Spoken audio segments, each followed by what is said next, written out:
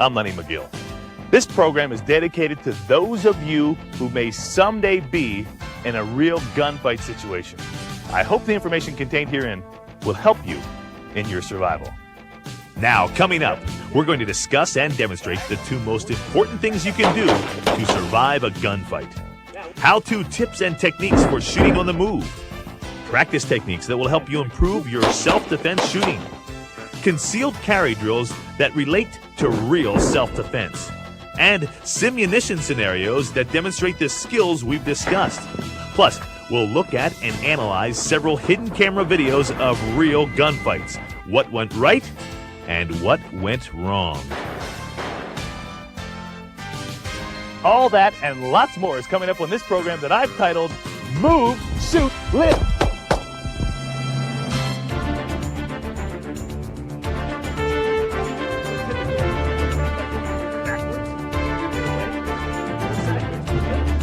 Have you thought about going this close? All right, let's discuss the basic concept of move, shoot, live. First of all, I want to demonstrate to you that I'm using an unloaded gun here. I do verify that it is unloaded, pull the trigger in a safe direction. This is basically a super Glock that we build up with the tactical light attached already.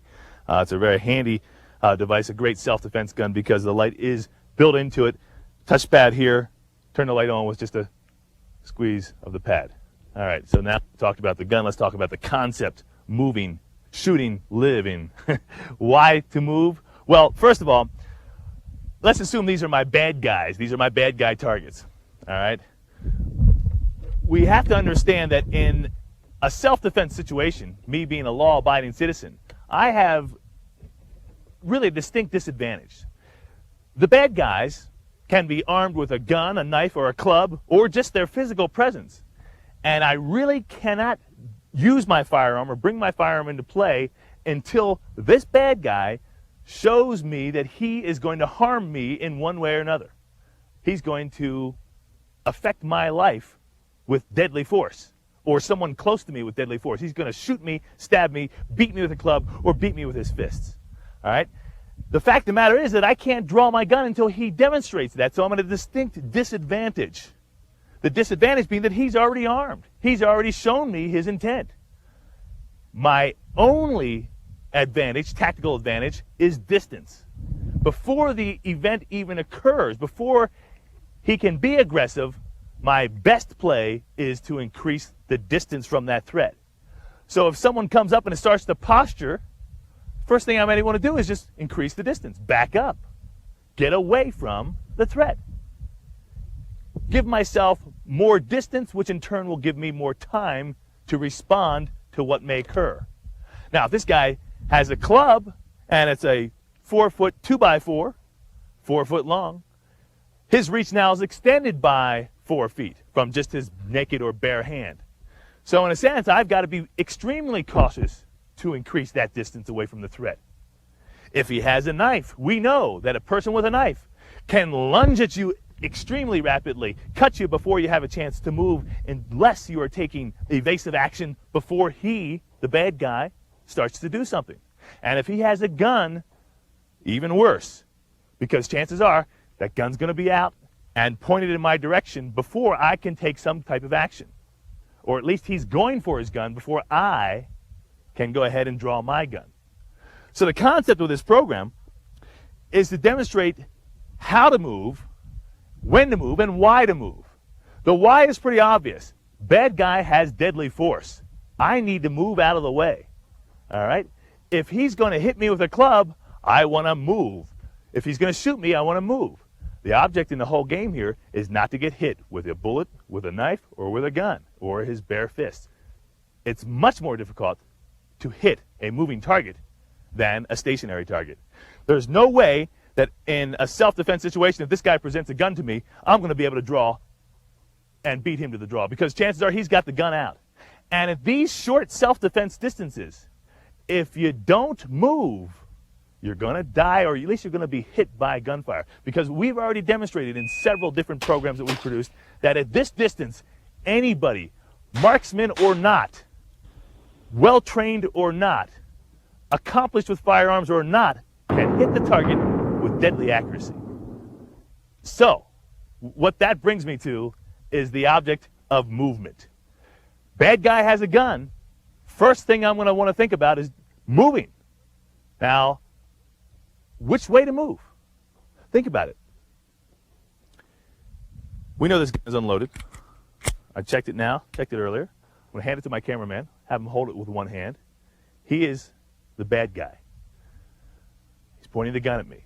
If he's at contact distance, basically this close, I've got one of two things to do. I can, one, move to the side, move back, or move forward and move the gun out of the way. All right? So there's really several different ways to move, not just two. But typically, people are going to think about going backwards to get away or sideways, one or the other. Have you thought about going forward? A guy is this close. The gun starts coming up as he's bringing it up to me. Do I have a chance to move and get that gun out of the way? Do I have the opportunity to divert that gun away from hitting me even as he's presenting it? If I'm this close, how much movement can I get to get back this far?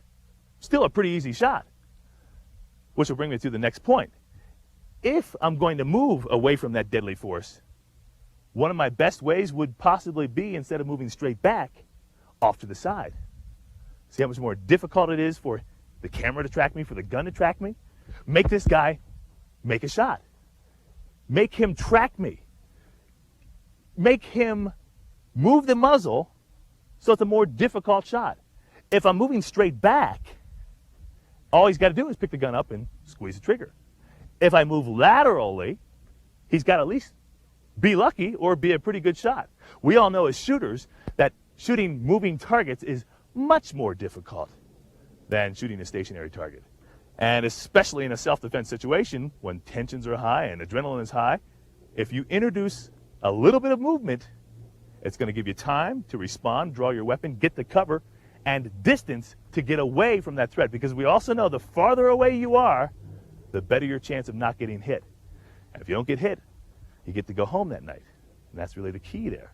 So, recapping that close in, if you pulled a gun on me and you were this close, basically within contact distance, I have really three options.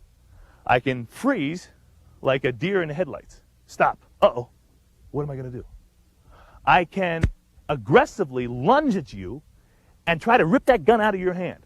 Divert it from my body, rip it out of your hand, because I know that if I get hold of that gun while it's in your hand and I get a good firm grip on it, I'm going to take it out of your hand. I'm going to break your finger right off. And even though it may fire one time, it's not going to cycle again. As I'll show you, that if you grab hold of the action of an automatic gun like this and the trigger's pulled, the bullet goes off, it's not going to rip your hand apart. It's going to stop the action of the gun, and it's basically now inert until it's been cycled manually. All right? With a revolver, same is true. If you grab hold of the revolver, you can actually stop the revolver from turning. You've got a lot of leverage, and all they've got is a little finger to pull and rotate the cylinder. So if you can grab hold of that cylinder, you can stop the gun from firing. So if you're this close, one of the things I may do is attack. I'm not going to stand back and run. Hey, if you're this close, I can get to you just as fast or faster than you can get to me. Now, another option, of course, is to move. And if I'm going to move, which way? Well, a lot of that will be determined by the type of terrain I'm in. Or if I'm out in the street and there's a car over there, I'm moving to the car. I'm going towards cover. If there's nothing around, I may move to the other side, the weak side of the shooter. If he's a right-handed shooter, the gun comes up, and which way do I want to go? Well, I could go to your right, which would make you have to track that way, which is more of a difficult shot than going to your left, which you track this way, basically with your body. As, say, a football player running and throwing to the right, running to the right. It's easier to run to the right and throw to the right than it is to run to the left and throw with your right hand. So, chances are, in a real self-defense situation, you're not going to be thinking about all those things. But if you train yourself now here in practice, if you think about these things before something like this happens, at least you've had the time to think about it. Knowing that, one, I can get to you faster than you can possibly pull the trigger.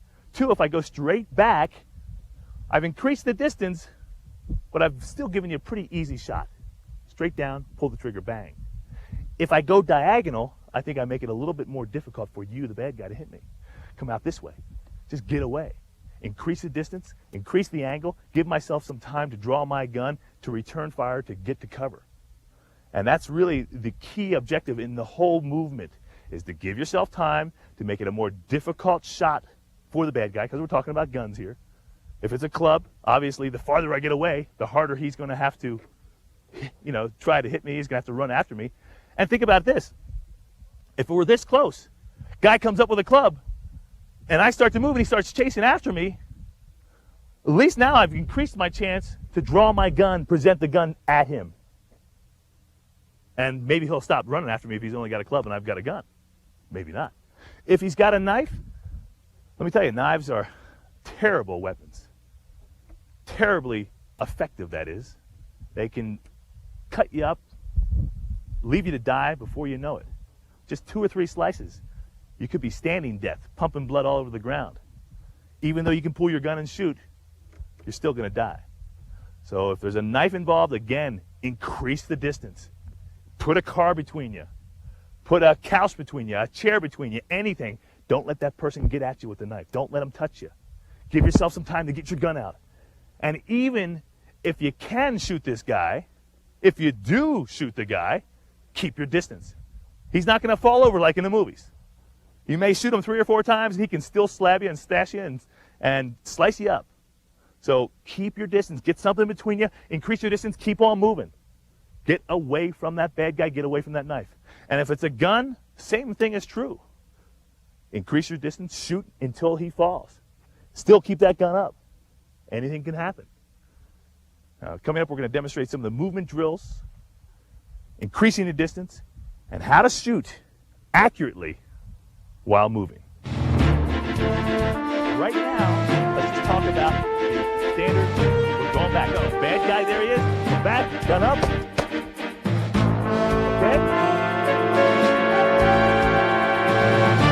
Okay, we're going to talk now about practicing shooting drills while moving. All right, now there's many different things we can incorporate into this. We can incorporate a draw from concealment. But I want to keep it simple. I want to talk just really about the actual shooting itself and the moving itself, and work with my Super Glock here, like I said, with a tactical light, because this is the gun that I keep under my bed. And this is the gun that I want to practice with, and I work with the Glock 22 a lot. Now you can see I've got my 2 targets set up. Again, I like to use the typical IPSC target, but I can also default to just a standard pie plate, or picnic plate that you buy at the supermarket. It's 9 inches round. I've got 2 targets set up here.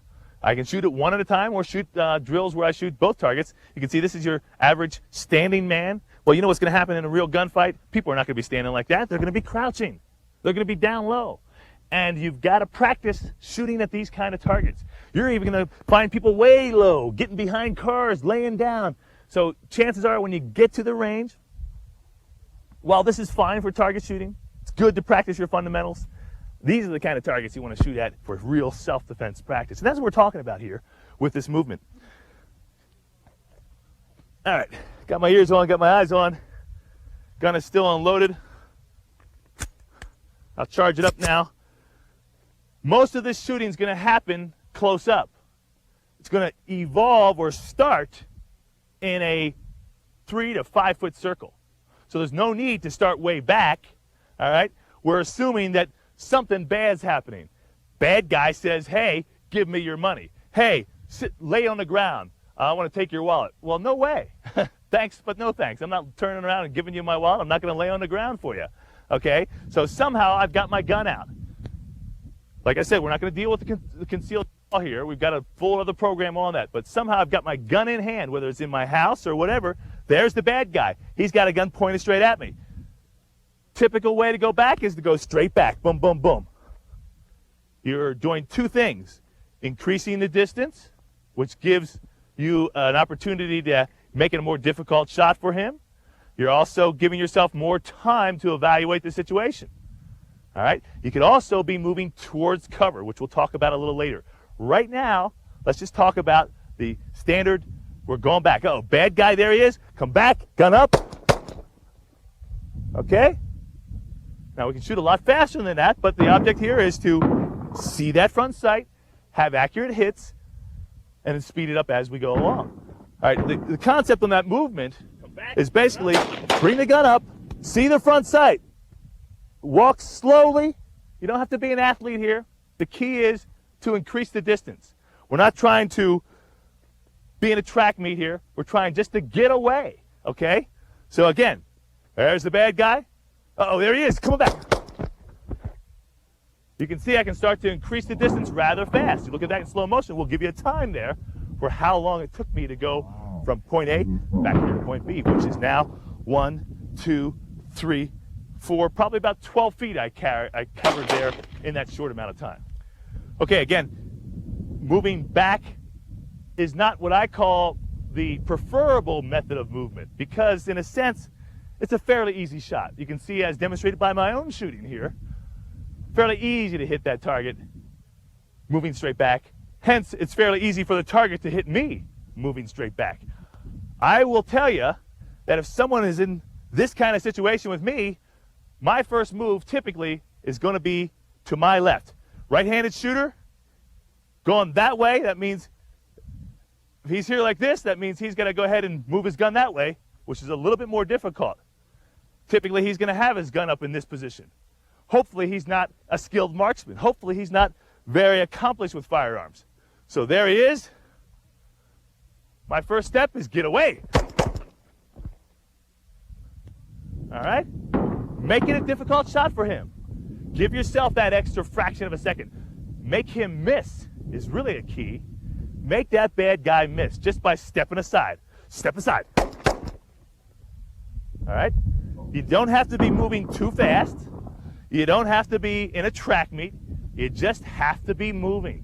And you need to practice those techniques when you get to the range before it happens in a real world situation. Okay, there's bad guy. Maybe there's two of them, okay? This time I'm going to go bump, bump, bump, bump. All right, you'll see as I get more and more distance, the difficulty increases dramatically. Here we go. Step.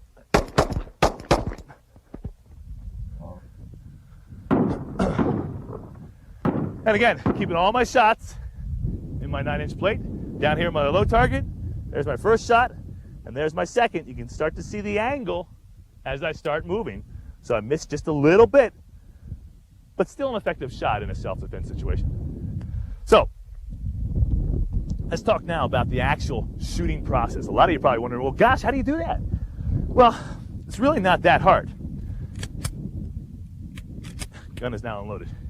If you think about it, the presentation of the firearm is really the key to the whole shooting process.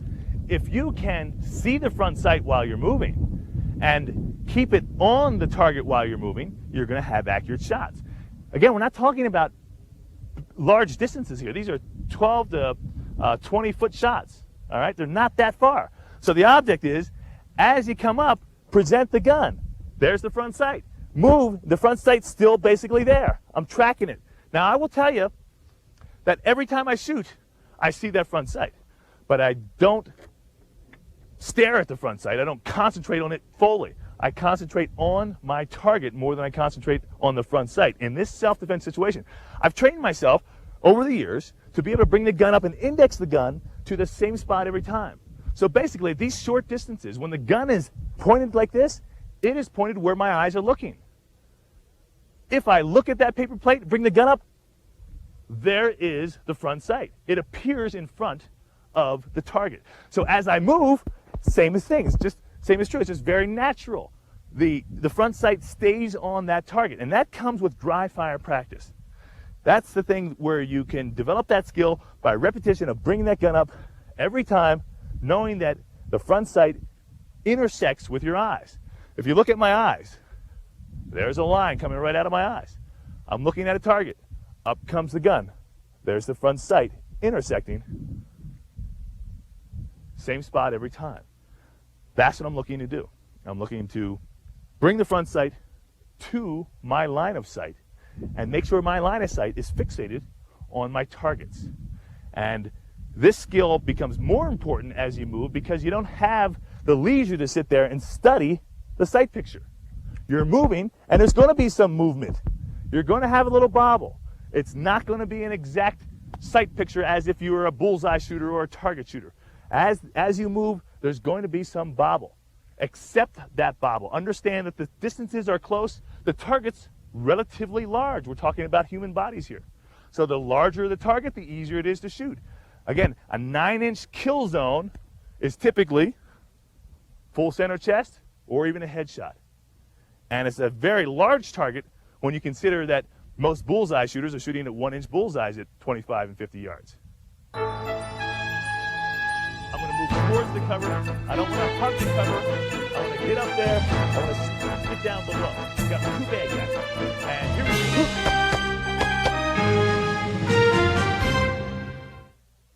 Let's discuss now another form of movement. We've talked about increasing the distance.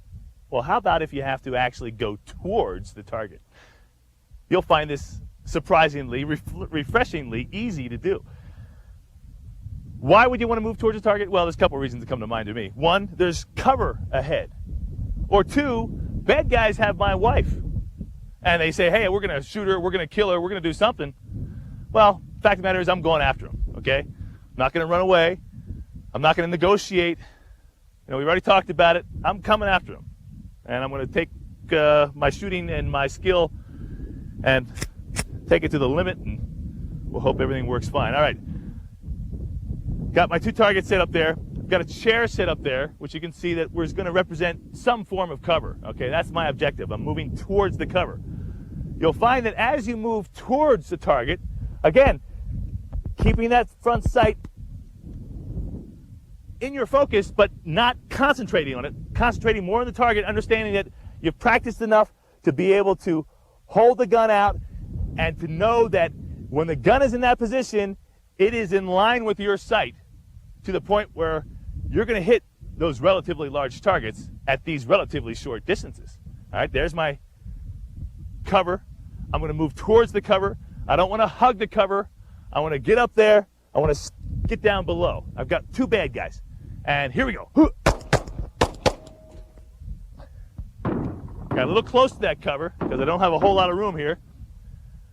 Do it one more time. You'll find you can be extremely accurate.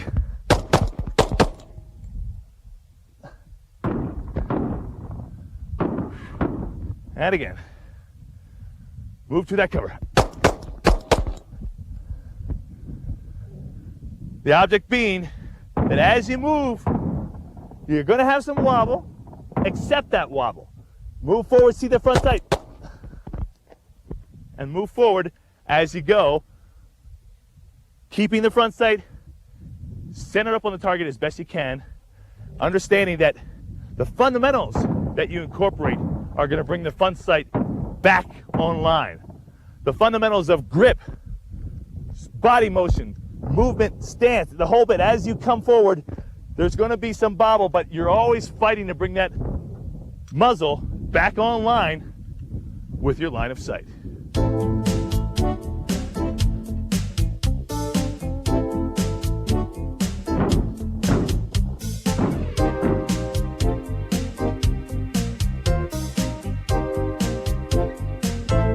Any discussion of movement in a self-defense shooting environment would not be complete without some discussion of the use of cover.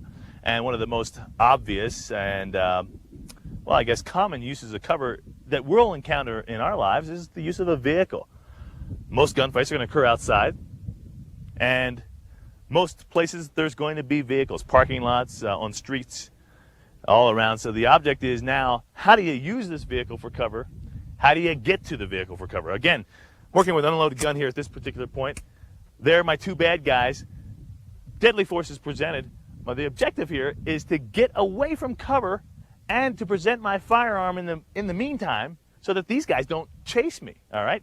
That's what the firearm's going to do. It's going to stop these guys from advancing onto me. So if there they are, get back, move back to behind that cover, get as far back behind the vehicle as you can, not wanting to hug the cover, but to use the angles of the vehicle to get back, use the corner of the vehicle, put as much metal between yourself and the bad guys as possible, and stay far enough away so you can see all the corners. You can see the movement.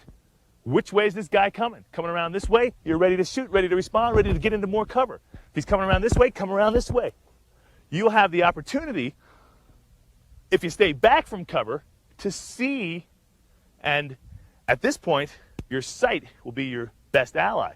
You've already created a distance. Now, where are the bad guys? Once you're down here, out here, you know, you don't want to go prone. You don't want to get on your one knee, two knees, because you limit your mobility. You want to be able to stay low, but keep yourself on your feet.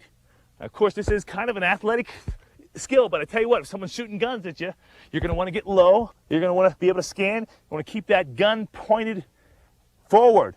So wherever you're looking, the gun is there. What you don't want to do is be over here like this, and all of a sudden here comes the bad guy, have to swing. All right? You also want to try to start to be tactical in the use of this cover and try to figure out where this bad guy is. Is he running away? He saw your firearm? Great. Is he coming after you? Can you look through the windows and see where he's at? Can you keep yourself away from that truck? Can you see some shadows underneath the car? Can you see some movement? Is he gone prone? If he's gone prone, hey, you know what? Start running. Increase the distance. Get away. Give yourself a lot of room. Guy goes prone or he gets a defensive position, run to the next car. Get more cover. Keep going. The objective here is not to get shot. All right? That's what all this movement's about. Not to get shot by this scumbag who's pulling a gun on you. To be able to present your own firearm in an effective manner to keep him away from you. That's really what this gun is doing at this point. Not only are you trying to stop that attacker, stop him in his tracks, trying to keep him back away from you.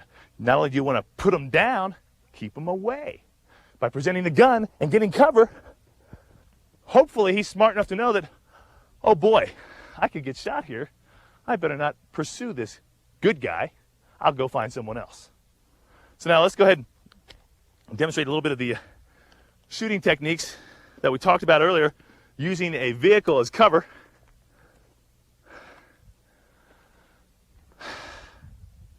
Got my two targets. I would assume that most of these shooting situations are going to happen here up close. If the guy gets this close, brings a gun out, I've got really two options. Can I take that gun away from him? Can I create distance, seek cover, return fire? Hence, move, shoot, and live. That's what we're talking about here in this program, so let's go ahead and demonstrate that. There the bad guys are. Uh-oh, a gun is presented. I'm going to go diagonal towards my cover. Back up. Now, which way are they? Where are they? Where are they? Okay, gun's still ready to shoot. Stay ready. Maybe they left. Maybe they're trying to get a better position. If there's another car here, I'm on away. I'm getting as far away as possible. I'm not looking for a gunfight. I'm looking to go home. I'm looking to live. I'm looking to survive. See my shots here? First shot, second shot, not bad for movement. Two shots here, not bad for movement. The objective is moving diagonally, trying to get behind that cover, okay? We'll do it one more time. There they are. It's going to be my primary target now, the low guy. Got my cover back there. I know there's cover there. So now, give away. Stay back, look up, where are they? Are they coming around this way?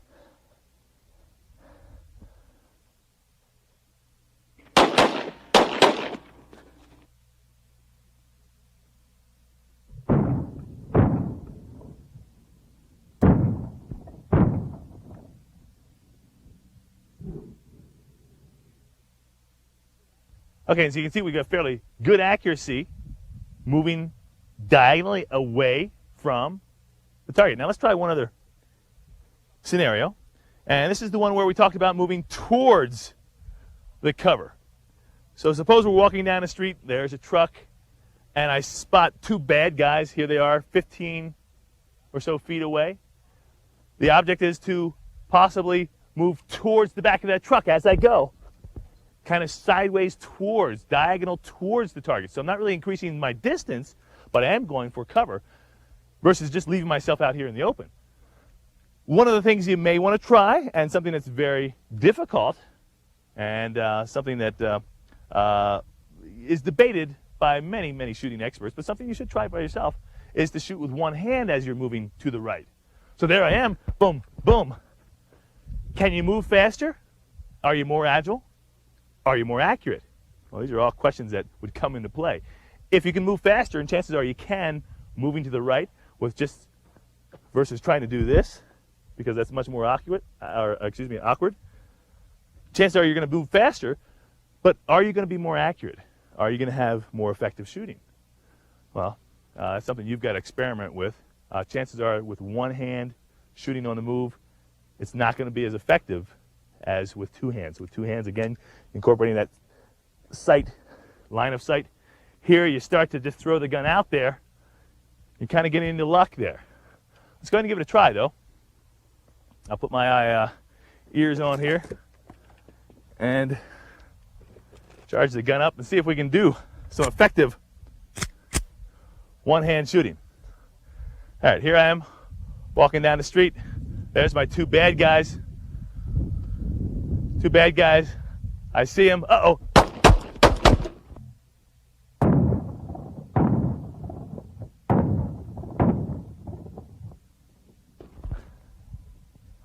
Well, there I am. I'm back away from the target. Did I have any hits? Let's go see. I got the target once here and a miss, and I can kind of feel that miss. And here it looks like I've got one shot and a miss. So let's try it again with two hands now, all right? Again, I'm not going to move as fast. I'm going to be a little bit more deliberate. Coming up. There they are.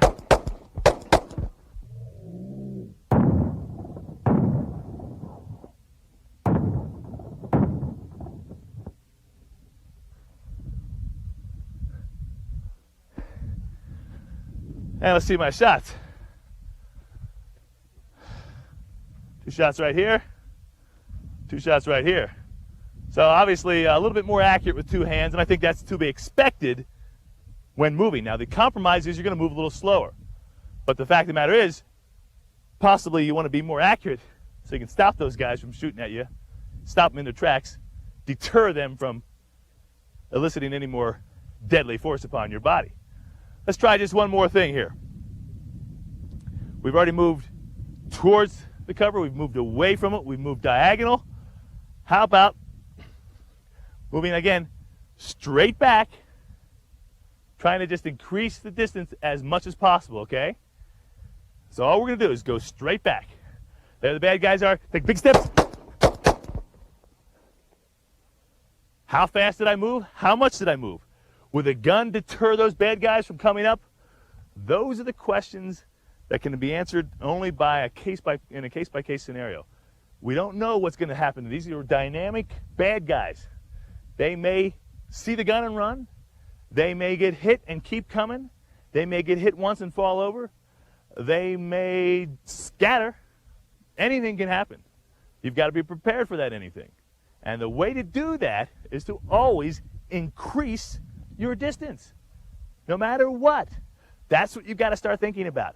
No matter how good a shot you are, no matter how fast you are, you've got to come up with a way to increase your distance from the threat, because anybody can shoot you. I don't care how good or bad they are, anybody can shoot you when they're this close.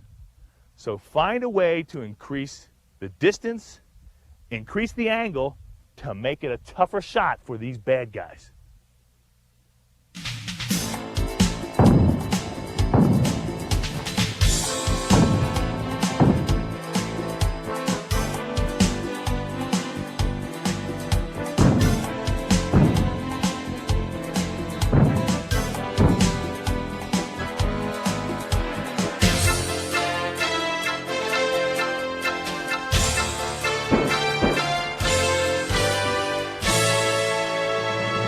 Okay, this next tactic we're going to talk about is somewhat unusual and something that I've developed over the course of years in the thinking process of what would I do if someone presents a gun to me? What would I do if someone put that gun right in my face? Well, I've already talked about the fact that I could grab hold of them. I can retreat backwards. I can draw my gun and shoot. Again, move, shoot, live. The object here in this exercise is to start to use some of the tools you have to increase your chance of survival. Again, remember, at this distance, at these close distances, chances of being hit are extremely great. You're going to get shot. Now, where do you want to get shot? Well, the first thing that I want to think about is moving away, getting out of the way. If I see that barrel pointed at me, I want to get out of the way. And you're going to see people do and contort their body in a lot of different ways. The place I don't want to get shot is in the head. Headshots are usually fatal. They're usually going to put you out of commission one way or another. Now, there's a lot of people who've survived, but chances are you get shot in the head and life is going to be different. As well as the core of your body, the center core where your heart, lungs, liver, kidneys are, right in this area right here, everything intersecting. You don't want to be hit in this area either. So I've come up with this exercise that keeps these things in consideration. Suppose you're the bad guy. You point a gun at me. The first thing I'm going to want to do is move. I want to move backwards. Now, as that gun, as I see that muzzle, as I see the, again, unloaded gun, I see the front of that muzzle and I see it pointing right at me, I'm going to instinctively move out of the way. I'm going to contort my body to get out of the way. And that's what I want to talk to you about, is using this other hand here to not only help me get out of the way, but to block my vital areas. Okay? Again, I'm using the unloaded gun here. I'm going to simulate a concealed carry draw. You're the bad guy. Here comes the gun. I want to move, and I want to block my head, my core, with this arm.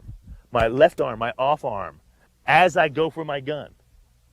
I want to block that shot. I want to get lucky, if I can, and have you hit me in the arm versus the head or the chest. I would rather take the shot here than up here. I'd rather lose this arm than lose my brain. So, thinking about that, there's the muzzle. What am I going to do? Going to move, draw, protect my vitals, keep on moving, present the gun to the target. The object is to get out of the way, not to get shot at all. But again, at these close distances, chances of getting shot are extremely high. So, if you're going to get shot, you might as well take it in a non-vital organ, somewhere you can still go home that night. All right? So I've developed a technique where it's basically, there's the bad guy, move, draw, boom. Get that hand up there. Block your head. Block your organs with your arm. Okay? Use that meaty part of your arm. Use your hand. Get in front of that muzzle as you draw the gun. Object being, I don't want to get hit, again, in the head or in the chest. Now we can take that to our live fire drills here. I switched now to a little mini Glock 27 and 40 caliber. And I'll be shooting just the one target here, incorporating that drill. I'm not working from concealment because I want you to be able to see the whole motion. Did a lot of this on the advanced concealed carry video. Again, we're here at these contact distances. At these distances, people get shot, so I've got to increase the distance. I've got to block my body from his round. If he's going to get lucky and hit me, hey, let's take it in the arm, okay? So there he is. Up comes the arm, move back. There's my shot. Let's do it again. Nice and slow. Again, your movement, you don't have to be a track star here. You just got to move somewhat. So hand up, block yourself. Hoo. All right. Hitting my target. Feeling good. Looking good. I'm taking care of the fundamentals. I want to block my face and move. Same time. Same objective. Get out of the way. Draw the gun. See the sight. Okay? See the sight as you move. The object of this tape is to move first, then shoot. So we want to make it a hard shot for this bad guy. There's my bad guy coming straight back. Block my body. I'm coming back. Draw my gun. See the sight.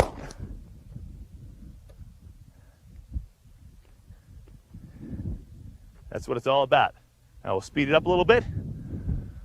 Bad guy, there is. Bad guy, there is.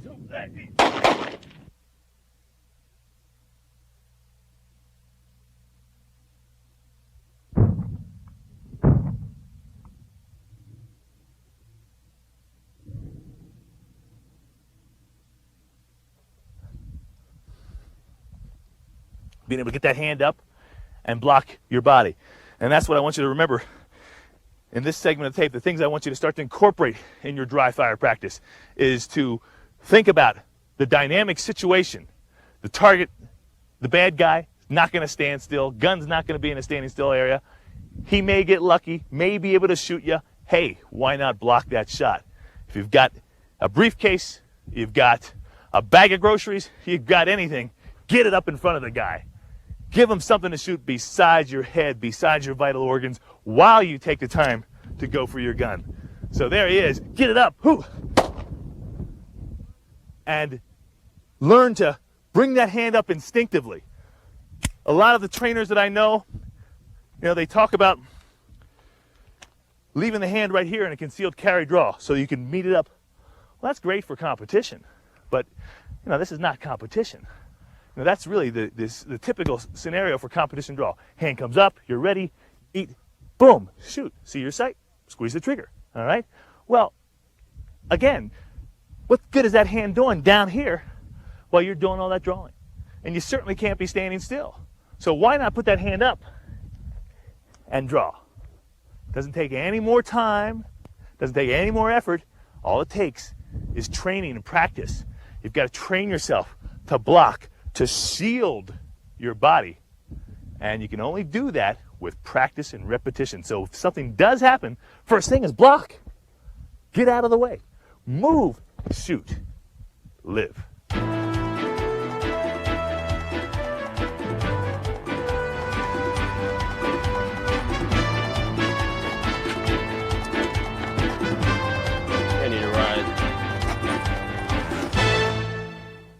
The key to survival is awareness. In this next scenario, we're going to show a scene where this young lady walks through her car, head down, hands on the keys, really not paying attention to her surroundings. The key objective is to know who's around you so you have the time to avoid an incident.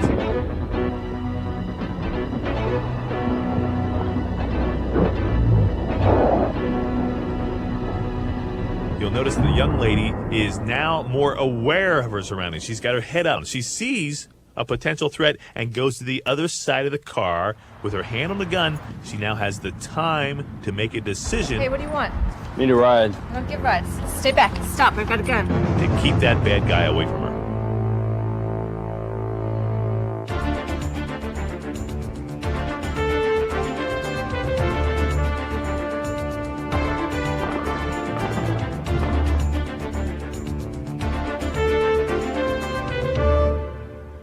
Okay, here we are with the simunition segment of this program. What we're trying to bear out or to prove is that some of this movement skills, some of the movement skills and movement drills that we have practiced and seen throughout this program are actually going to work.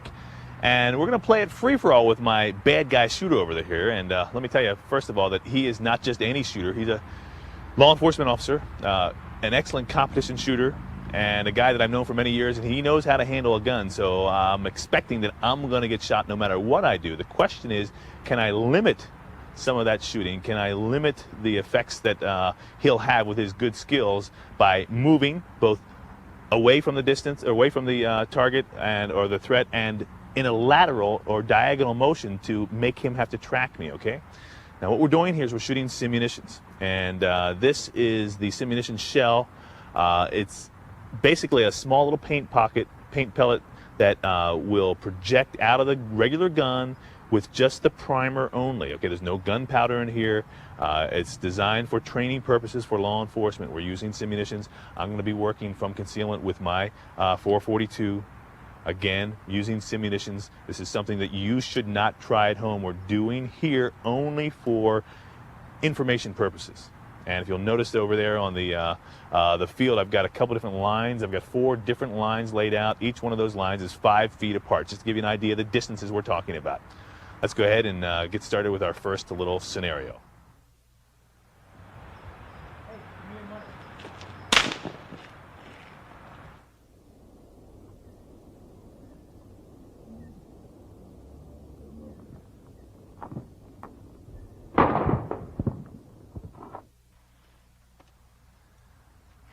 Well, let's see what happened. You took a shot. How fast did it go? Where did you aim? I was aiming right there where you're running, but I didn't see what I got. Where was it? Oh, it was right back here. Okay. So you behind me? Yeah. So I got there faster. Way behind. Okay. All right. So the point we're trying to make there on that scenario is that if you have some distance, what we're talking about here is 20 feet, and you have some cover, get to the cover first. That is really the lesson there. You can get to the cover before he has a chance to even react. I knew there was a wall there, and I just went for it. Don't need to draw my weapon at all. I'm just trying to get out of the line of fire and get the cover first before I do anything else. All right, this time we're going to try a little something a little different. He's got the gun in a waistband position, kind of the bad guy position.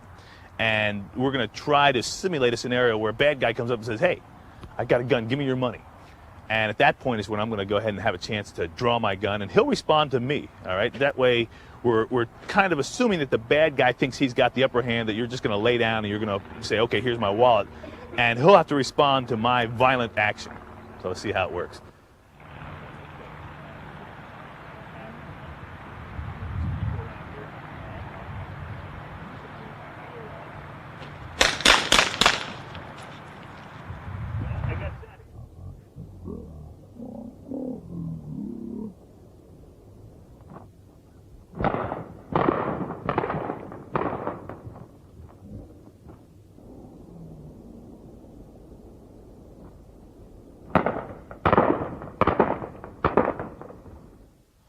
Well, I got shot here, I know that. I got shot here. I know I got hit twice, but it's hard to tell. You have the vest on. But I can see the paint, so I know I got shot there. You see that? Yeah. In the arm. I think I might hit lower. Well, I could hear the hits on How it. many shots did you get out? I shot three. Three, I thought. Yeah, and I got three. and I was pretty darn close, so I don't think I missed it all. I know I got shot right here. I could feel this one, but I didn't feel anything else. Now, in that scenario, who got the first shot off? You did. Okay. And actually, if realistically, I think that the first shot was here, Uh-huh. that I would have dropped the gun possibly. Possibly, yeah. But so was I able to get out before you got yours out? Yeah. Okay. Well, we'll replay that back in slow motion and check it out.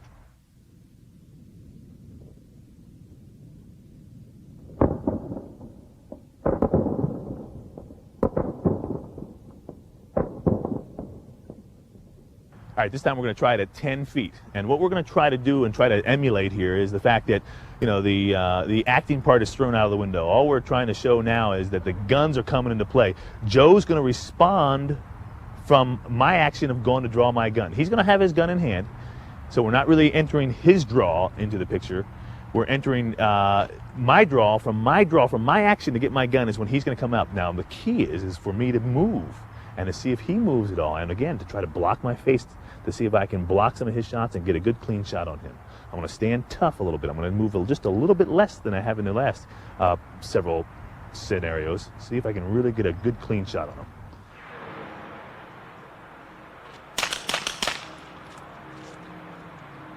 To make something happen.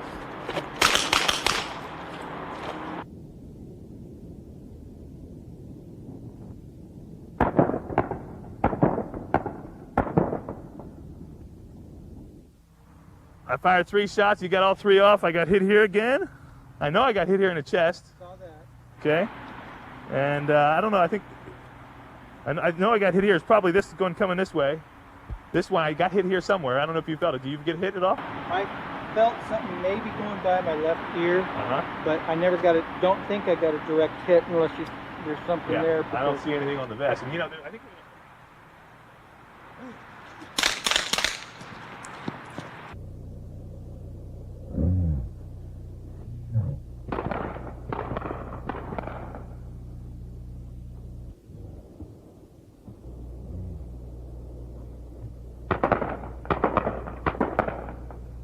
Yeah, I didn't get hit that time. That's the old one. I don't think he hit me. Yeah. So that time what I did is I was trying to be a little bit more lateral in my motion, a little bit more oomph to get out of the way, and I think that really helped. I think versus moving straight back. Did I get hit or you got hit? Oh, that. Bouncing off of my knuckle. Okay, so you got yeah. So I hit you in the hand, and I don't know if I hit you anywhere else, but again, you know, I really made a conscious effort to move laterally. And your motion was, I think, very typical, you know, boom, boom, boom, you know, trying to all of a sudden, wow, he's got a gun, I'm getting out of the way. and you one-handed shooting, and you missed. I think you missed a lot, and I was lucky enough to get one, kind of both come up and tag you. So cool. That was good. That was a good. You got me in the knuckle, which. Yeah, that would have theoretically the gun would have fallen behind. down. Yeah, you know, chances are you'd have been. Because the way you hit me, it would have shot right up through my hand if that were a real round, because it went right in between the knuckles. Good. Good. Okay, great. That was great. I think that lateral movement really is a key factor to the whole thing. If you saw that again in slow motion, stepping sideways, getting out of the way, getting that gun, give yourself a chance to get out of the line of fire and make that guy have to track you. It's a harder shot for him. The harder it is to shoot, the better off you're going to be.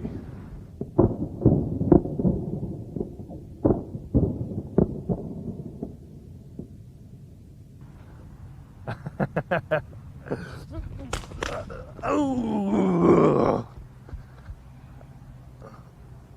Ow. I'm dead. That was a hard shot. Right here. Yeah, good pectoral shot. He nailed me right here. I think he got me twice, but the first shot, there it is. And I was at an angle like this. So, I mean, that bullet went right through my body. You may have to start thinking about, unless you think that guy's really going to shoot you, just give him your money, you know, and hopefully he'll go away. I mean, that could be the other option. I mean, because you nailed me. Of course, you knew where I was going, too.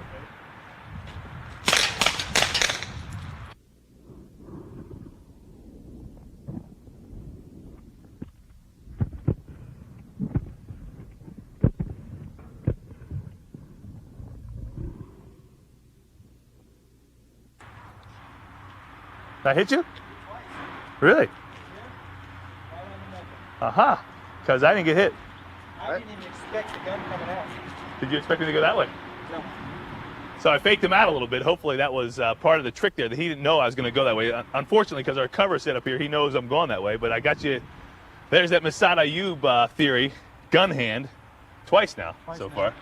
And one in the leg. The low shot. But I guess the reality of that is one, I fooled you. And I went, you know, I was trying to add an element of surprise to that. And plus, by going laterally again, getting that gun up, I got a chance to squeeze him off. And you missed. I mean, that's funny that you missed. Well, you started moving too, right? Well, I didn't know where you were going. I didn't. Right. You took me off guard, and I just thought, okay, what's happening? And I tried to shoot you. Right. Again, I think that lateral movement, again, it makes it hard to track, right? Yeah. I mean, and obviously... Well, first of all, you know, it's not like you're going to take the sights in and follow or lead. You don't have time. Right. You know, and I think they're in just as much of a panic as a criminal element. They're in a panic because now it's not what they expect. Right. Right, that's right. They're not expecting you to pull a gun. Or even to move and run in a lateral where it's more of an offensive or a defensive lateral movement to give yourself an advantage, and all of a sudden there's gunfire in your direction. Huh. Well, I feel good about that one because I won. I didn't get shot in the heart.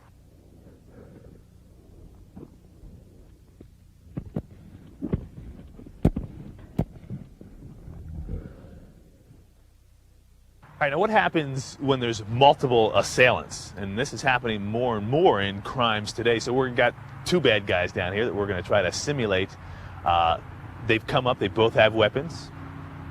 One guy's not going to be pointing his weapon at me. He's kind of looking around, the lookout guy. The other guy may have his weapon at me or kind of just thinking he's going to shoot me. I'm going to move.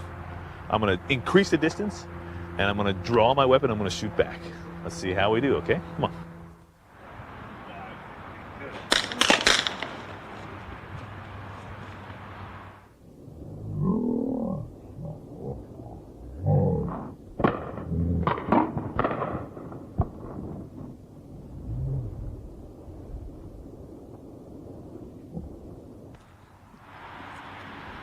No chance. You hit me right here before I even. You got me too. I hit you dead too? dead middle of my chest. Well, that's Right here. so much for agility if on my ass, but at least I shot. Well, we hit him, so you know I guess that's the key. So, I guess really, if you're this close, there is an opportunity to deflect and move. It's just letting them feel that you're giving them what they want. Right. At what point do you know that I have a gun? You don't. I didn't know When until you the shot. shots were fired. Really? Yeah. I push the gun and I think you're running. Yeah. I was gonna, come around. Maybe you do your Tyler Jordan just shoot you because you pissed me off or something. But you're shooting at us before. And Yeah. That's, right there. So really, the action beats the reaction. Oh yeah. Cool. Well, let's do it again. Let's try one more. Surprised I shot you, actually. I'm really surprised. All right, this time what I want to illustrate is a scenario where the bad guy comes up and actually makes contact with you. And I'm not going to shoot him, but what I'm going to try to prove is that my action, my going for his gun is actually quicker than he can be to pull the trigger. My action's faster than his reaction. Let's see if this plays out in this little scenario. And now I want you to try to shoot me this time, Okay. but wait until I move.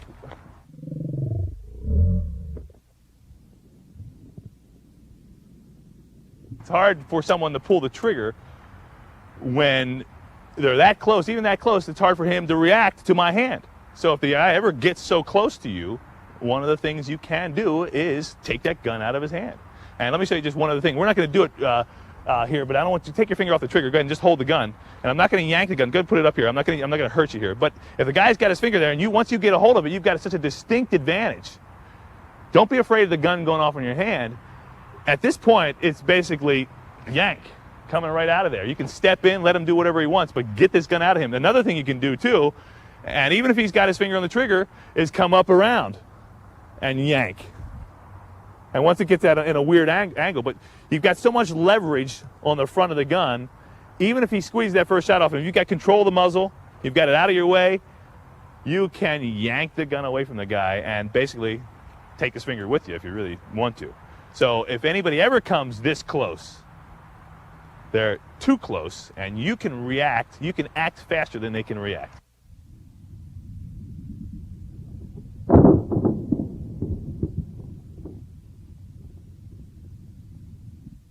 I'm ready to go. Just beat me. So there it was.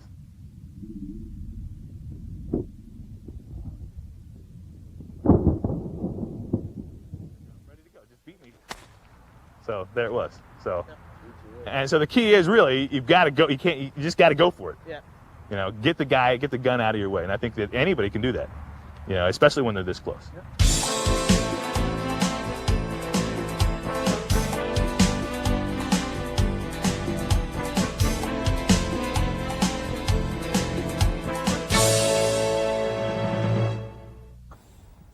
What we're going to do now in this portion of the program is review some actual shooting incidents that were captured on surveillance-type cameras. And the reason we're going to watch these is try to learn what went right and what went wrong, and what we may be able to do if we're placed in a similar situation. Now, this first program we're going to see, this first scenario we're going to see is live. It's actually real people, and there's a man's going to get shot, and he's going to get killed here. So if anybody doesn't want to see this, now's the time to turn off the tape, or now's the time to leave the room. All right, so there's a fair warning. Let's roll the tape and see what we can learn here. His nickname is Kicker, and he walks into this El Monte pool hall with a swagger. He feels good here. It is a hangout for his gang, the Asian Boys, and he has a .45 caliber pistol tucked under his checkered shirt. What he doesn't know as he stands here talking to some girlfriends is it will be his last night alive. A short time later, about 20 members of a rival gang called Hua Ching come through the door at the upper left of your TV screen. Among them, Kicker's alleged executioner. Police identify him as 18-year-old Chu Luang Yang, an Upland High School dropout who refers to himself as China Dog. You see him here wearing the white T-shirt.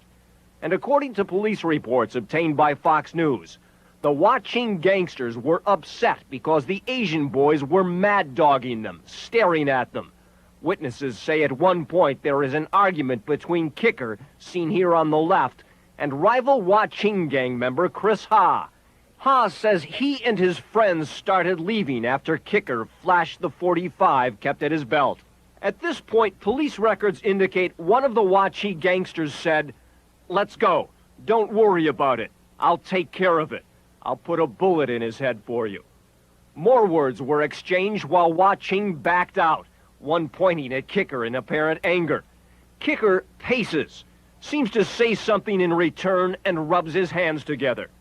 A short time later, Kicker, police say still working his mouth, passes in front of several watching gangsters who have not yet left. When he turns his back, China Dog grabs him and throws him to the floor. As they drag him toward the door, a half-dozen Asian boys, some with pool cues, try to stop the watching attack.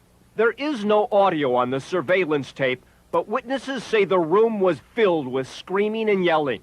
An Asian boy nicknamed Mousy even grabs a .32 caliber pistol off a nearby pool table, but it jams when he comes back and tries to fire at rival Wah-Ching. Investigators believe Kicker's gun was taken from him during this struggle. About the same time, the first gunman pops through the door and fires wildly into the crowded pool hall.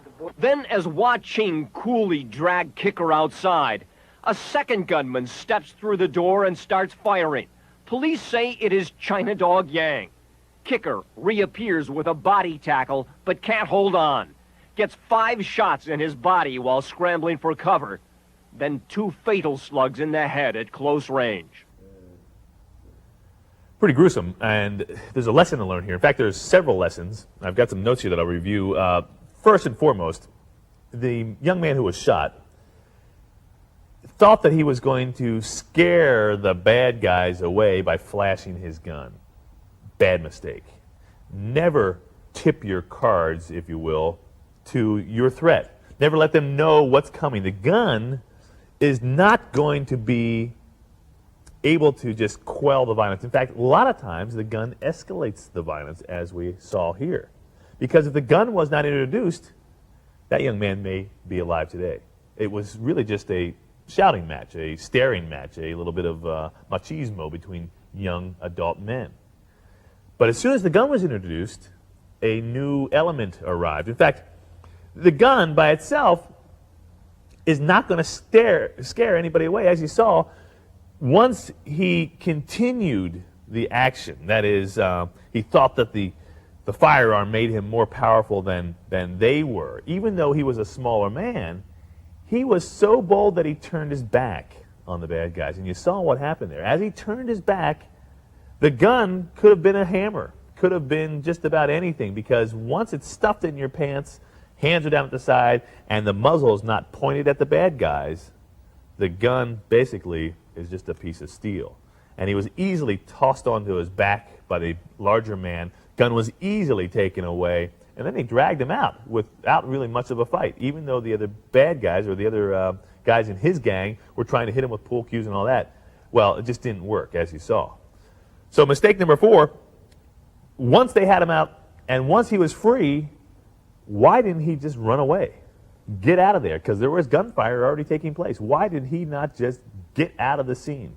He came in and tried to tackle a larger man, obviously was not successful at all. And really the true mistake here, and something to learn here, that if you're at contact distance with a firearm and you want to gain control of that firearm or gain control of that person, there's only one way, and that's to grab hold of that slide or barrel. All right, this is the lever arm. We've seen and we've tested and we've practiced that if you grab hold of that lever arm, chances are you're going to be able to rip it out of the other man's hand, even if he is larger, even if he is stronger, because there's so much leverage here. If that finger's in there and you start ripping, the finger's coming with it.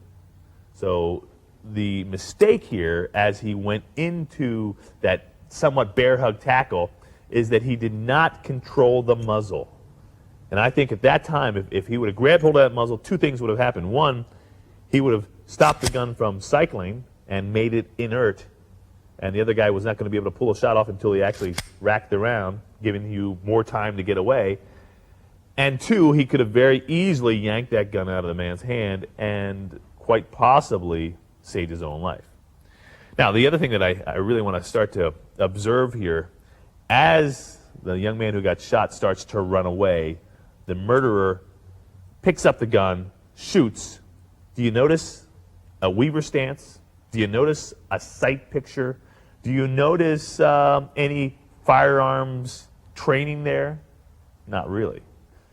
The fact is, he picked up that gun, pointed it with one arm, and squeezed the trigger very instinctively and placed 5 shots into a target running straight away, which brings us to our next point. Do you think the young man who got shot would have been more successful, would have been alive had he not run straight away from the threat? Straight as in pick up the gun, there he is, bang. Remember we talked about that. The movement should be off to an angle.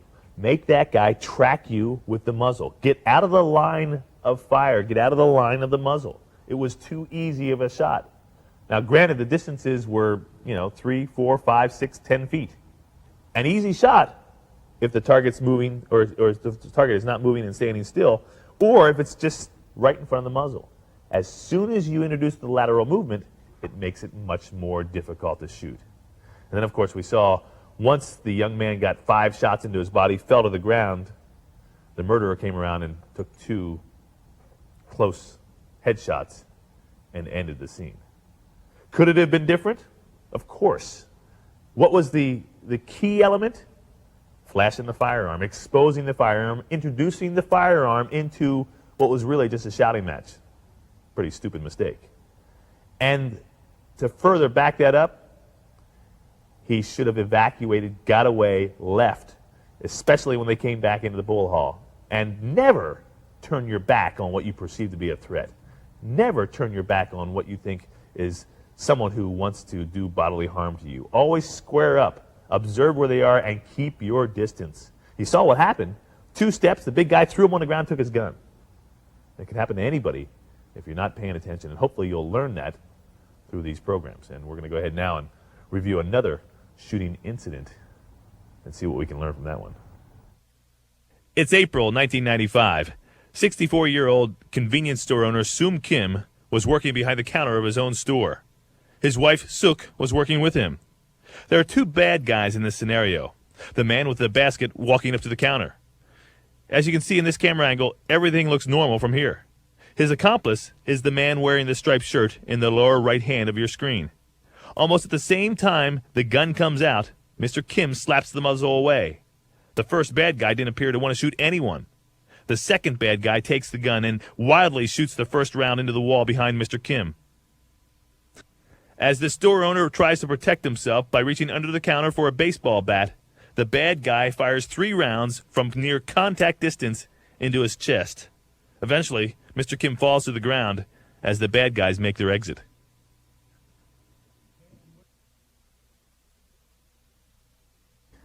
Okay, what we saw there is a 64-year-old convenience store owner get shot at basically contact distance. And there's a couple things that I want to point out. First, if you see when the gun is first introduced that the business owner, the store owner, was able to slap it away. Again, think about this now.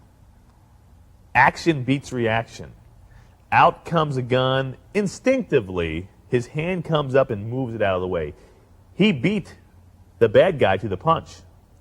Had he been able to hold on to that muzzle, I think we'd have had a different scenario. I don't think that he even thought of holding on to the muzzle. I think a lot of people were afraid of that.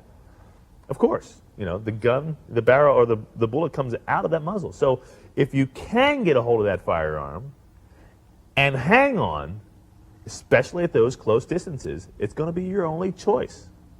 If you see that gun, you can beat the guy to the punch. Your hand will be faster than his trigger finger.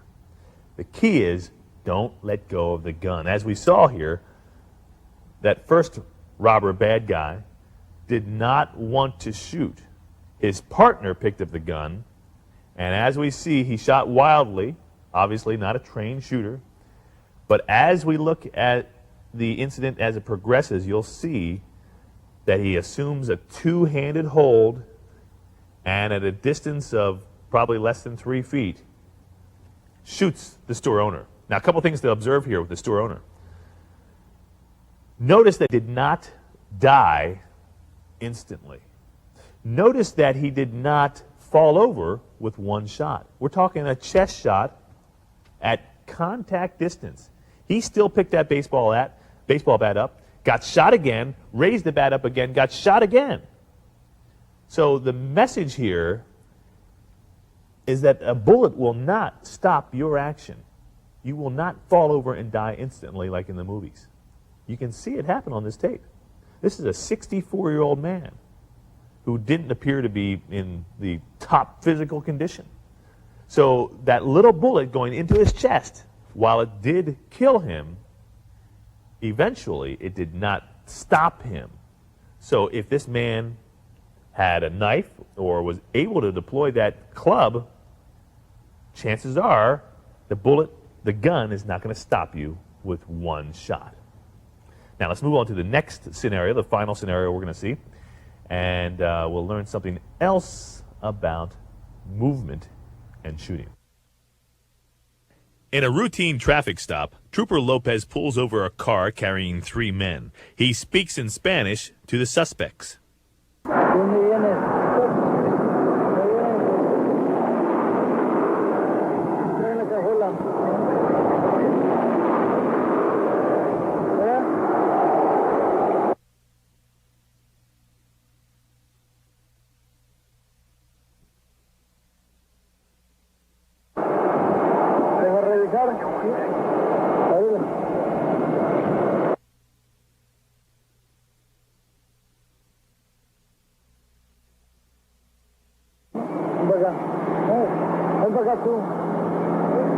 The other 2 men get out of the car. Now, watch how close Officer Lopez comes to getting shot. The suspect reaches for his gun in his waistband. Lopez sees this, shoves the suspect, and then takes evasive action.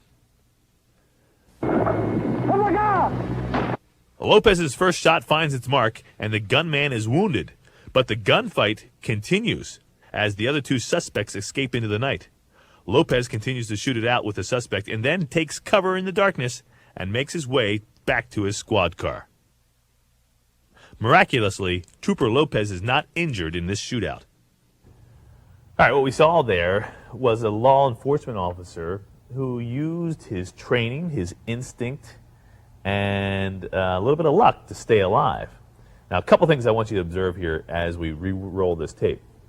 First and foremost, he saw the bad guy starting to produce the firearm. First instance is to throw him off balance. He's at point contact distance. Now, he's throwing him off balance to gain distance. And if you'll notice that he, the law enforcement officer, is so attuned or so aware of the muzzle, he starts running in a circle, contorting his body in all different ways.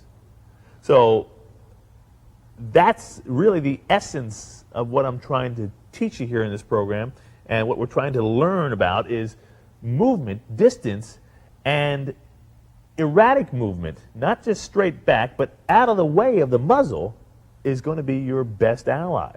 So you can see 2 things, too, that I think are very important. As the officer is escaping, he's drawing his firearm. And you'll notice that the bad guy gets shot with the first shot from the officer. Now let's talk about that first shot. Although we did not see the officer make the shot, I will guarantee you that it was a one-handed point. Probably not a lot of sight picture. Probably not a lot of Weaver stance. It's a one-handed running. He got that gun and just pointed it back at the threat. Trust your instinct. Most of us have a very good pointing instinct. And this officer displayed that as his first shot connected. You can see the bad guy kind of take it. All right, now as the officer approaches, again, what is he doing? Gun in one hand, straight out, because that's normal. You walk that way. When things are happening, you can see that this officer is hyped up. The adrenaline has kicked in. He is on, and that's what you do. So when you go to the range to practice, do not forget one-handed shooting. Do not forget that if something really happens and you've got to move, you're not going to run around like this. It just is not natural. So the natural instinct to survive takes place. And there's one other thing I've got to point out here as we watch this tape again. You'll see at the end of the gunfight, the officer obviously takes cover behind his car and realizes that I can't really see where that bad guy is. There's some shots being fired. I better get more distance. I better go across the street. So if you notice what he did, he got away. And it's probably the smartest thing all of us could do. If a gun's introduced and you have cover, the bad guy's over on the other side, look behind you. Where can I go? Okay? I don't need to confront him. I don't need to shoot him. I don't want to be shot. I want to get away. Now, obviously, it won't work in every occasion. It won't work everywhere. But if you can get away, get more distance, get more time, your chance for survival is that much greater. And that is the object of this program. Movement first, shooting second, always surviving. All right? Keep in mind, you've got to train yourself to do these things. If someone pulls a gun on you today and you don't have any training, chances are you're going to freeze. You're going to stop and you're going to obey, because that's what you see on TV. Guy pulls a gun on you, oh, hands up, sorry. Well, that's not going to cut it in the real world. The real world is a dynamic situation. If I, the good guy, start to bring something dynamic to this situation, up comes the gun, I move out of the way, draw my gun before the bad guy has a chance to even know what's happening, hey, now we've got a whole brand new ball game. So again, train yourself both in a dry fire situation and a live fire situation. See the bad guys, move, block, hand comes up, shoot. All right? Let's do it one more time. Move, block, hoot. It all takes practice, practice, practice. There's the bad guy. Hoot, hoot, hoot. And that's what you want. You want it to be automatic. So that hand comes up to block, you're moving, you're drawing, you're shooting, all at the same time. Move, shoot, and live. That's the objective. I'm Lenny McGill. I want to thank you for watching this program, and I sincerely hope that something you've learned here today will help you survive a gunfight if you happen to be in one. Safe shooting.